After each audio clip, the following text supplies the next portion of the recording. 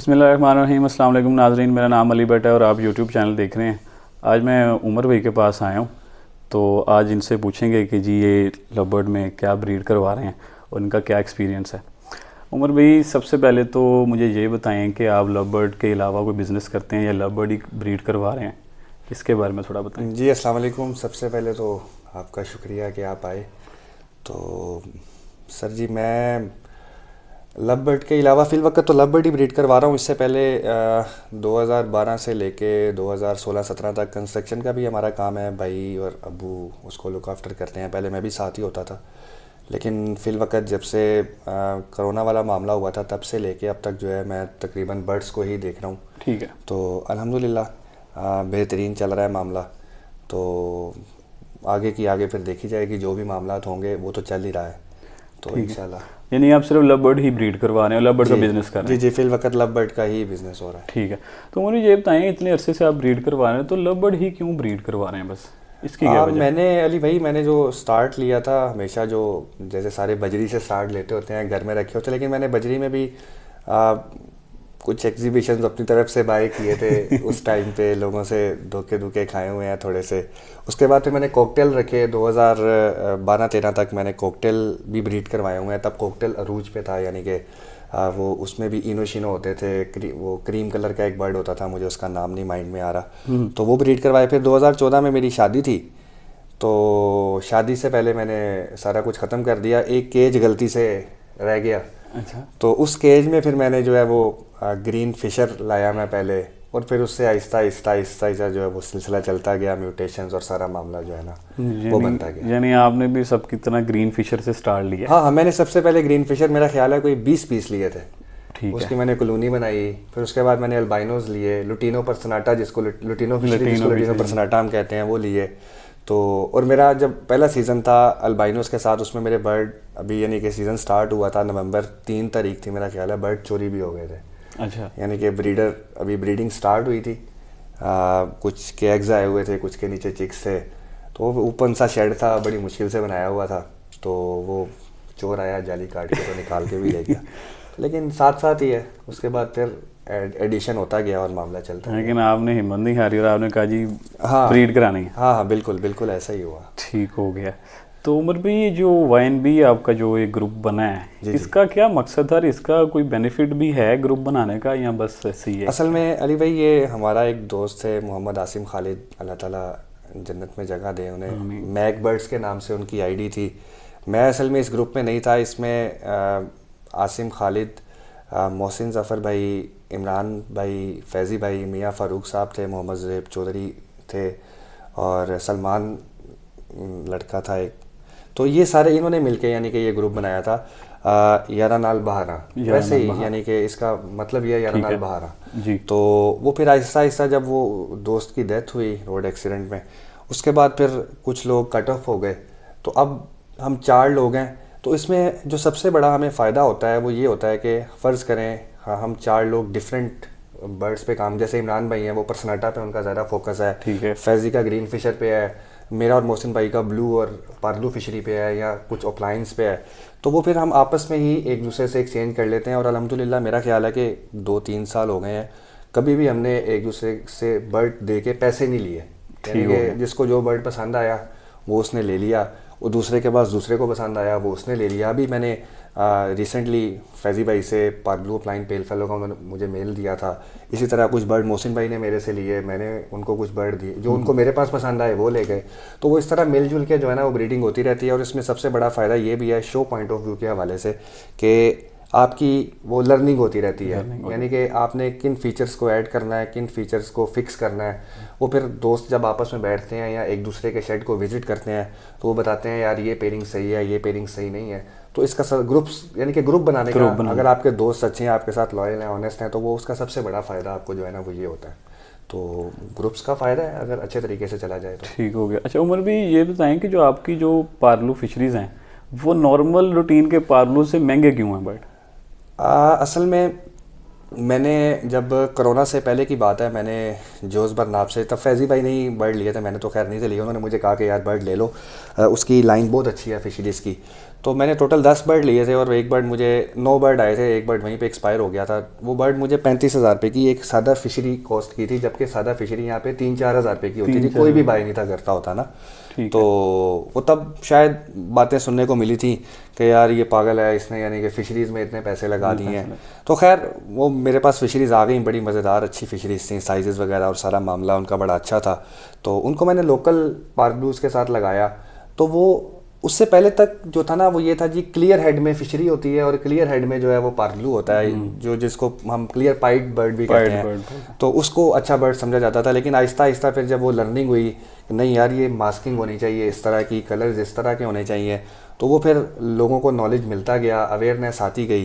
तो वो ऑटोमेटिकली, अब आपने फ़र्ज़ करें एक बर्ड महंगा बाई किया है और वो क्वालिटी में भी अच्छा है, वो नज़र आ रहा है कि अब जब मैं स्टार्टिंग में पार्क ब्लू लगाता था तो और लोग भी लगाते थे, लेकिन मैं जो मेरे पार्क ब्लूज़ का कलर होता था या फिशरी का कलर होता था वो स्नो वाइट कलर का होता था, और जो पार्क ब्लू होता था उनका येलोइश एक यानी कि शाइन कर रहा होता था ना। तो वो फिर लोग ऑटोमेटिकली अच्छे बर्ड की डिमांड करते हैं। जब डिमांड ज़्यादा हो, सप्लाई कम हो, तो फिर रेट जो है वो ऑटोमेटिकली ज़्यादा हो जाता है। बेसिकली क्वालिटी जब अगर आपके पास है तो वो बिल्कुल बिल्कुल वो महंगी है। हाँ, क्वालिटी हमेशा कम यानी कि बर्ड्स होते हैं, क्वालिटी बर्ड्स होते हैं। तो हाँ, सबके पास बर्ड तो आपको पता है वो क्वालिटी, यानी कि अब मेरे पास भी फर्ज करें 10 पेड़ लगे हुए हैं तो हर पेड़ में से अच्छा बच्चा नहीं आ रहा, या अगर एक पेड़ में से 4 बच्चे आ रहे हैं तो 4 के 4 एक ही क्वालिटी के नहीं आ रहे। अब अक्सर अब एक हमने वीडियोस लगाई बर्ड नामा पे 2 दिन पहले, उस पर एक भाई ने कमेंट किया हुआ था कि ये लोग अच्छा बर्ड आपस में ही बांट लेते हैं, ये सारे फ्रॉडिये हैं और बला। अब देखें, मैं एग्जांपल लेता हूँ कि हम आपस में क्यों बांट लेते हैं, क्योंकि हम उसकी वैल्यू को समझ रहे होते हैं। अब हम अगर किसी बंदे को, बाहर वाला बंदा हमसे बर्ड मांगता है, हम उससे पैसे मांगते हैं, एक पार्क ब्लू का लेट से 80,000 रुपये मांगते हैं, वो कहेगा पागल है 80,000 रुपये मांग रहा है, 20,000 25,000 रुपये का बर्ड है। तो वो वही लेता है जिसको समझ आती है। एक उससे पहले भी एक और मैं एग्जांपल लेता हूँ, एक भाई ने मुझे कहा जी अच्छा बर्ड चाहिए, क्वालिटी बर्ड चाहिए, आप लोग आपस में बांट लेते हैं, ऐसे कर लेते हैं। मैंने कहा यार आप आ जाओ, जौन सा बर्ड आपको अच्छा लगता है निकाल लो, पैसे मैं अपनी मर्जी के ले लूँगा। तो वो इंशाल्लाह अल्हम्दुलिल्लाह वो भाई आज तक नहीं मेरे पास आए। तो वो ये सारा मामला होता है। नहीं, वैसे इस बात में तो मैं भी मुतफिक नहीं हूँ। आपने जो पार्लो फिशरी लोगों को दी हैं, मैंने देखा है शो के अंदर उनकी विन की हैं। अच्छा उमर भाई, ये जो आपके ग्रीन प्लान है जो आपने छुपा के लगाए हुए हैं, इसका बताएं जो ये किस क्या लाइन है, और इसमें जो आपने बर्ड गए हुए हैं आपसे, मुदस्सिर शफीक को मेरे दोस्त हैं, तो उनमें जो पेयर जो आपने दिया था उनको, जो उसके बच्चे थे वो भी सेकंड भी एक हुआ, एक थर्ड हुआ है, और फिर जो मोहसिन भाई के पास भी ग्रीन है वो उसी की लाइन का बर्ड है और वो फर्स्ट हुआ है, और वो जबकि वो ऑनलाइन में भी फर्स्ट हुआ था, बिल्कुल ऐसे ही, और वो इसमें भी जो है वो पोजीशन में आया है। तो ये बताएं इसकी लाइन का। ये बर्ड हमने असल में उमर फारूकी भाई हैं गुजरात के, उन्होंने बर्ड कुछ सिलेक्शन करके बाहर से मंगवाए हुए थे, तो हमें उनके बर्ड बड़े अच्छे लगते होते थे ना, तो उनसे हमने कुछ बर्ड्स लिए थे।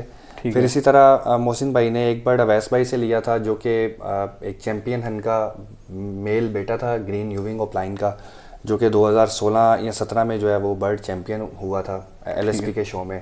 तब मेरा ख्याल है सैम गिब्स आया था या एडविन आया था, इन दोनों में से एक जज था।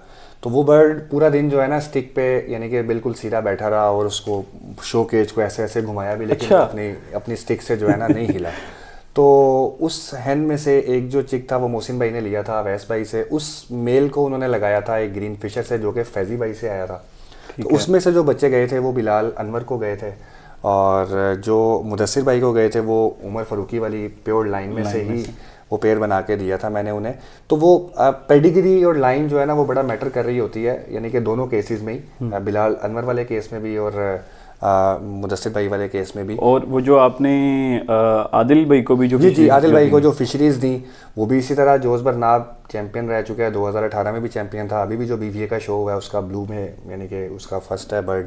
तो वो लाइन बड़ा मैटर कर रही होती है, क्योंकि वो पीछे से सारा मामला वही चल रहा होता है, आगे बच्चे भी वही कैरी कर रहे होते हैं।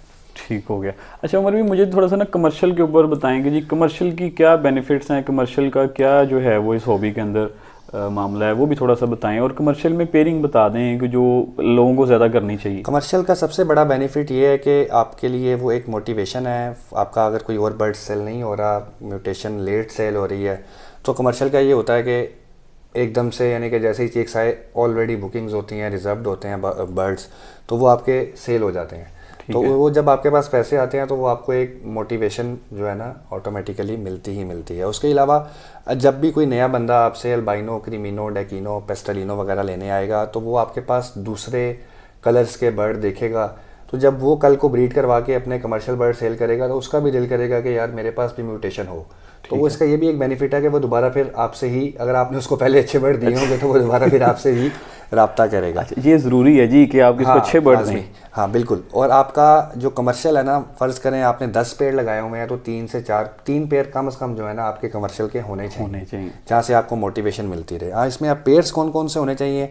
पहले तो हम लोग albino to creamino, creamino to डेकिनो इस तरह की पेयरिंग्स करते होते थे, लेकिन अब मेरा ख्याल है ब्लू2 का दौर है। तो ब्लू2 के बर्ड अगर आप बजाय कि आप 10 पेयर अल्बाइनो टू क्रीमिनो के लगाएं, आप 3 पेयर या 2 पेयर ब्लू2 अल्बाइनो के लगा लें। बेशक अल्बाइनो के साथ ही ब्रीड करवा लें तो वो आपको ज़्यादा अच्छी दे सकते हैं ब्रीड, रिजल्ट ज़्यादा अच्छे दे सकते हैं बजाय उन 10 पेयर्स के। तो ये बड़ा ज़रूरी है कमर्शियल। अच्छा, एक सवाल और है, मैं पूछना तो नहीं चाहता, लेकिन आजकल ना कुछ लोग हैं जो सस्ती शोहरत के चक्कर में फेसबुक पे पोस्ट लगा रहे थे लव बर्ड का डाउनफॉल ऐसे है तो, और वैसे तो अभी पूरी दुनिया के अंदर डाउनफॉल है बहुत से, हर कारोबार, लेकिन अल्लाह का शुक्र है अभी भी मेरे पास लव बर्ड की बुकिंग है, लव बर्ड सेल हो रहे हैं, सेल हो रहा है, सब कुछ सेल हो रहा है। तो मुझे सिर्फ इसका बताएं, इसका क्या डाउनफॉल, आप जितने अरसे से ब्रीड करवा रहे हैं, आपको आज तक ऐसा लगा है कि ये डाउनफॉल आ सकता है इसमें, या कोई मामला ऐसे हो? देखिए जी, जब भी असल में होता ये है कि जब सीज़न आता है ना तो हर बंदे के पास ब्रीड आ रही होती है। ठीक है, यानी कि आपके पास डिमांड ऑटोमेटिकली कम हो जाती है, सप्लाई बहुत ज़्यादा हो जाती है।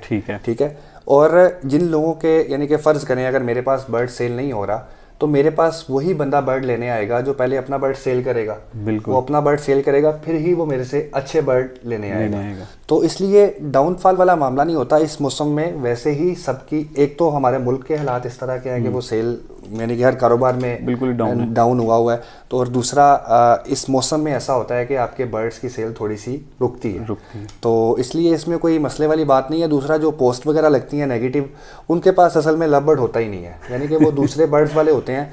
तो ये बड़ा ज़रूरी है कि आपने फ़र्ज़ करें बजरी लगाया हुआ है तो वो भी अच्छा है, आपने लव बर्ड लगाया हुआ है, आपने बड़े बर्ड्स लगाए हुए हैं, कोई भी बर्ड आप ब्रीड करवा रहे हो, हमारे लिए वो सारा कुछ ही अच्छा है क्योंकि हम सब लोग ही उससे कुछ ना कुछ कमा रहे हैं। तो इसलिए किसी भी दूसरी यानी कि म्यूटेशन को या दूसरे बर्ड्स को गंदा कह के अपना आप कमा सकते हैं तो ऐसा नहीं हो सकता। अल्लाह पे भी यकीन रखना चाहिए।